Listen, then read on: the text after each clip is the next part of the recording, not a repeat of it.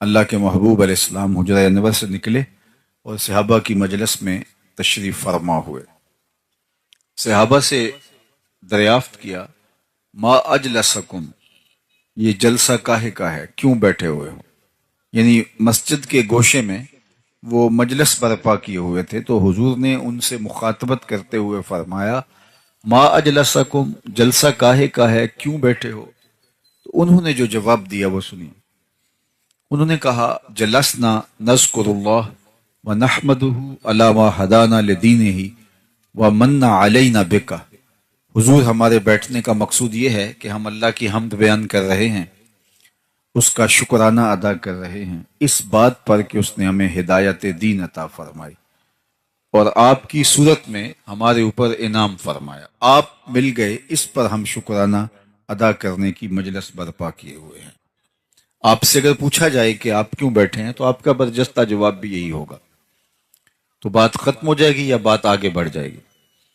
لیکن حضور نے ارشاد فرمایا کہ کیا تم اس بات پہ قسم دے سکتے ہو کہ اسی کام کے لیے بیٹھے ہو، تمہارے بیٹھنے کا کوئی اور مقصود نہیں ہے؟ تو انہیں کہا، جی حضور، ہم اسی لیے بیٹھے، ہم قسم دیتے ہیں۔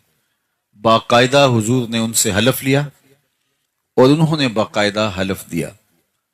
جب وہ حلف دے چکے تو ان کے چہروں کے اوپر حیرت کا عالم تھا، استعجاب کی کیفیت تھی کہ پوچھا کیوں بیٹھے ہو؟ تو ہم نے کہا کہ اللہ کا شکرانہ ادا کرنے بیٹھے ہیں، اس بات پر کہ ہدایت دین ملی اور آپ ملے۔ تو اس پر حضور نے ہم سے قسم لی ہے، حلف لیا ہے کہ واقع اسی لیے بیٹھے ہو۔ تو یہ بظاہر عمومی طور پہ ایسے معاملات میں حلف لیا نہیں جاتا، تو حضور نے ہم سے حلف لیا ہے، بطیب خاطر خوشی خوشی انہوں نے حلف پیش بھی کیا، لیکن ان کو حیرت ضرور ہوئی کہ یہ حلف حضور سے ہم نے لیا تو کیوں لیا؟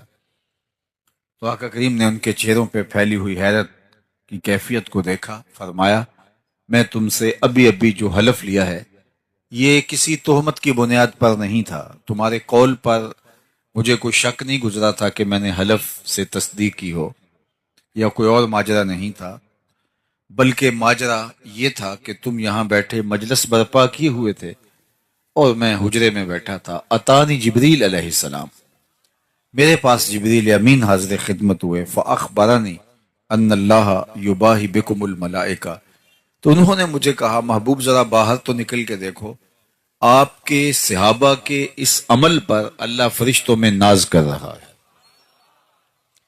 ملائے اعلیٰ میں فخر ہو رہا ہے کہ دیکھو میں نے نعمت دی، کیسے قدردان نکلے۔